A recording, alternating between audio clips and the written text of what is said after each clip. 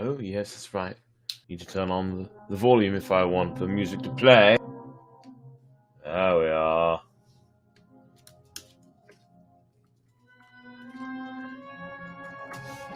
Hello, and welcome to story time. It is Saturday night, late in the evening. It's around 1:11 a.m. exactly, actually. Now, it's rather late, and I'm probably only going to read one story tonight, unless the tale is short enough, in which case 2 or 3, who knows. Regardless, hello, welcome to story time. Tonight, Russian fairy tales. I see Mum has joined. Hello, huzzah! Glad you're here. I'm sure others will be joining us soon, even if but a few. Regardless, I think it's high time we get started. Look at this, we're about halfway through the book of Russian fairy tales. Isn't that something? Oh, yes. The first story, we will read more than one story tonight, because, alas, the first story is so very, very short. It's called The Fox and the Lobster. And look at that. That's it. Right there. In fact,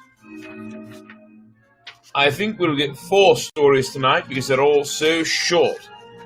Yes, we will read 4 stories tonight in terms of Russian fairy tales. I'm going to turn that music down a little bit. There we go. It might be a little low for you now, but it was a little loud for me. So I'll turn up the microphone for the music. There we go. Now you should hear it just fine. If the levels are off or a little strange or you know, the music's too loud, just let me know, okay? First things first, Brett Picorni, easy to find on Facebook. Storytime, 2 words, exclamation point at the end. That's the name of the group. Then, let's see here.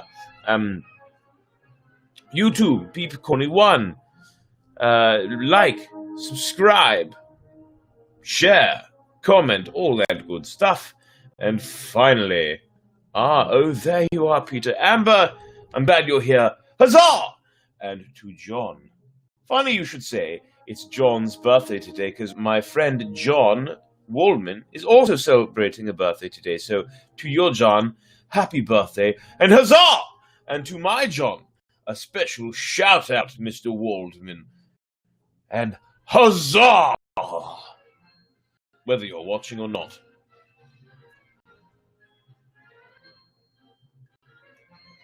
Right. Now, Twitch, Brett doesn't game, all one word. And now, without further ado, we shall pick up with where we left off last week in the Russian fairy tale. First story, The Fox and the Lobster. I do like lobster. A fox and a lobster. By the way, yes, please let me know if the audio levels are fine. If the music is too loud, say something. If it's too low, say something as well. High 5 to you, John. You are most certainly welcome. I'll give you another high 5. And pound it. Boom. Explodey, explodey. Music is loud. All right, I've turned it down. If that level is still too high, say something. Either way, let us begin. The Fox and the Lobster. A fox and a lobster were standing together and talking. The fox said to the lobster, "Let's have a race." The lobster said, "Why not? Let's." They began to race. As soon as the fox started, the lobster hung on to his tail. The fox ran to the goal, and still the lobster did not detach himself. The fox turned around to see who the lobster was. He shook his tail, and the lobster detached himself and said, "I've been waiting here for a long time."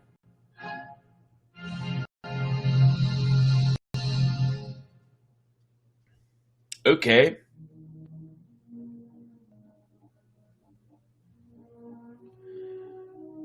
Oh, so the lobster tricked the fox. Okay, sure, cool, great, good for you, lobster. I thought the lobster hung on to his own tail for some reason, but he was hanging on to the fox's tail. All right. Nikita the Tanner. A dragon appeared near Kiev. He took heavy tribute from the people, a lovely maiden from every house, whom he then devoured. Oh. Finally, it was the fate of the Tsar's daughter to go to the dragon. He seized her and dragged her to his lair, but did not devour her because she was a beauty. Instead, he took her to wife. And yes, thank you, Amber, for letting me know. Whenever he went out, he boarded up his house to prevent the princess from escaping. The princess had a little dog that had followed her to the dragon's lair. The princess often wrote to her father and mother. She would attach her letter to the dog's neck, and the dog would take it to them and even bring back the answer. One day, the Tsar and Tsarina wrote to their daughter, asking her to find out who in this world was stronger than the dragon. I see Carla has joined us. Carla, it has been a long time. Howdy to you as well, and huzzah! Thank you for joining. The princess became kindlier toward the dragon and began to question him. For a long time he did not answer, but one day he said inadvertently that a tanner in the city of Kiev was stronger than he. When the princess heard this, she wrote her father to find Nikita the tanner in Kiev and to send him to deliver her from captivity.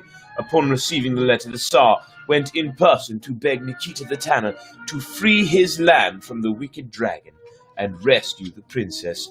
At that moment, Nikita was currying hides and held 12 hides in his hands. When he saw that the Tsar in person had come to see him, he began to tremble with fear.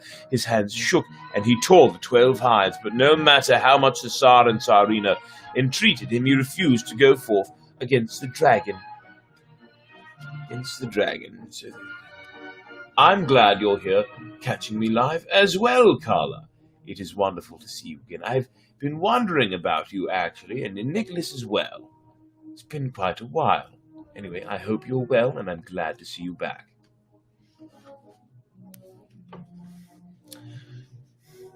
So they gather, but no matter how much the Tsar and Tsarina entreated him, he refused to go forth against the dragon.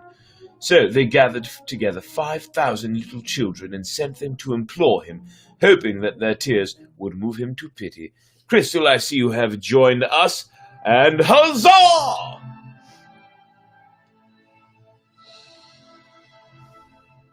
The little children came to Nikita and begged him with tears to go fight the dragon.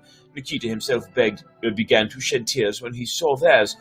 He took 12,000 pounds of hemp, tarred it with pitch, and wound it around himself so that the dragon could not devour him, then went forth to give him battle. Well, Crystal, you've been lurking. That's okay. That's fine. You know the rules. Once you leave a comment, that's when you get your huzzah. Nikita came to the dragon's lair, but the dragon locked himself in. Better come out into the open field, said Nikita, or I will destroy your lair together with you. And he began to break down the door. The dragon, seeing that he could not avoid trouble, went out to fight in the open field. Nikita fought him for a long time or a short time. In any event, he defeated him. Then the dragon began to implore Nikita, "Do not put me to death, Nikita the tanner. No one in the world is stronger than you and I. Let us divide all the earth, all the world, into equal parts. You shall live in one half, I in the other." Very well, said Nikita. Now let us draw a boundary line. He made a plough that weighed 12,000 pounds, harnessed the dragon to it, and the dragon began to plough a boundary from Kiev. He ploughed a furrow from Kiev to the Caspian Sea. Now, said the dragon, we have divided the whole earth. We have divided the earth, said Nikita. Now let us divide the sea, else you will say that your water has been taken. The dragon crawled to the middle of the sea. Nikita killed him and drowned him in the sea. Wow, that's cold, Nikita. That furrow can be seen to this very day. It is 14 feet high. Around it the fields are ploughed, but the furrow is intact, and those who do not know what it is call it the rampart. Nikita, having done his heroic deed, would not accept any reward, but returned to currying hides. All right. Turn that down a little bit. And now we have two more stories for the evening. The first one is called The Wolf. An old man and his old wife had 5 sheep, a colt and a calf. a wolf came to them and began to sing. There once was a farmer who had 5 sheep, a colt and a calf, 7 beasts in all.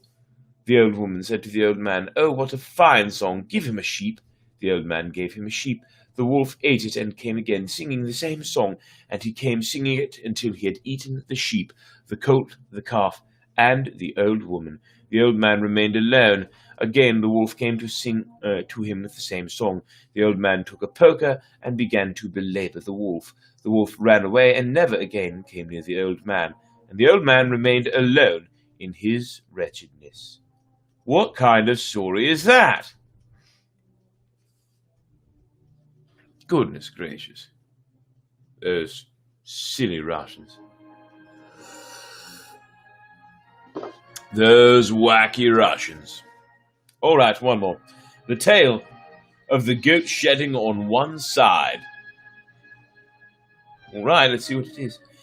Would you like to hear the tale of the weak little goat shedding on one side? Then listen, listen. There was once a peasant who had a little hare. The peasant went to the field, and there he saw a goat lying on the grass. One side of her had lost its hair, and the other not. Cheap divorce story. What, feed your wife to the wolf? I suppose. And Grey Wolf, I see you've joined. Huzzah! And I agree, there doesn't seem to be a moral to the other story. Regardless. And Crystal, Mange, that's a good guess. It's a good guess, I'm sure it probably is.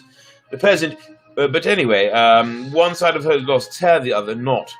The peasant pitied her, took her home, and put her in the shed. Having supped and rested a little, he went to his kitchen garden. Yes, his kitchen garden, and the hare went after him. Then the goat came from the shed to the house and bolted the door with a hook.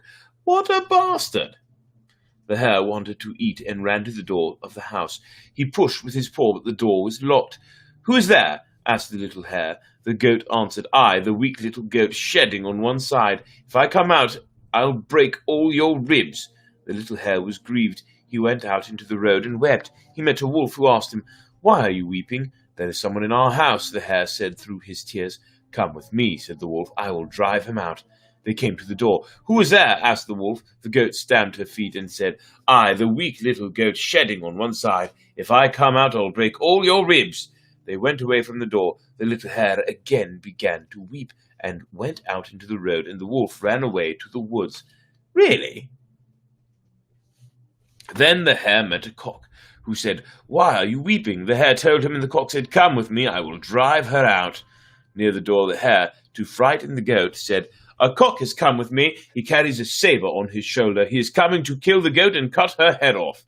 They came to the door, and the cock said, "Who is there?" The goat answered as before, "I, the weak little goat shedding on one side. If I come out, I'll break your ribs." Again the hare went into the street weeping.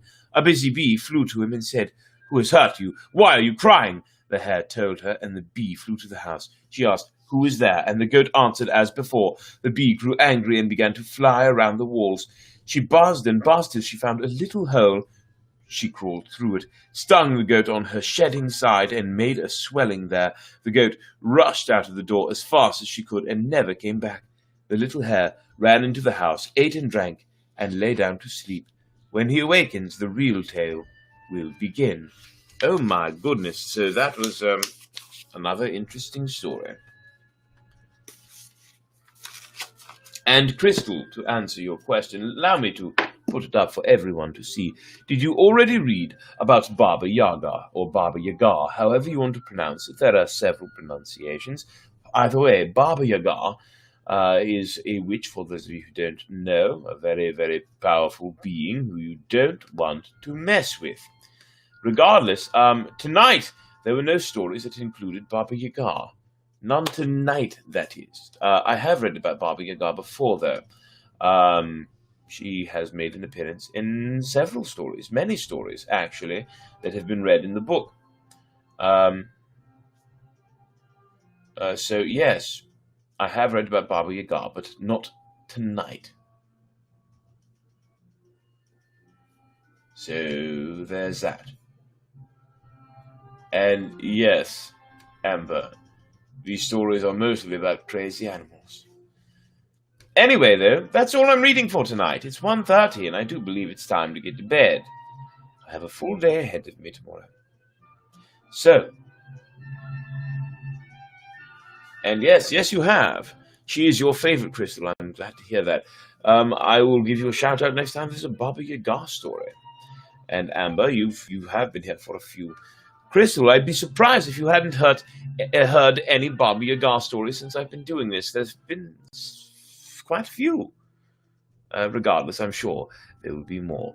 And yes, thank you as well, and good night to you as well. Anyway, yes, one more time, everyone.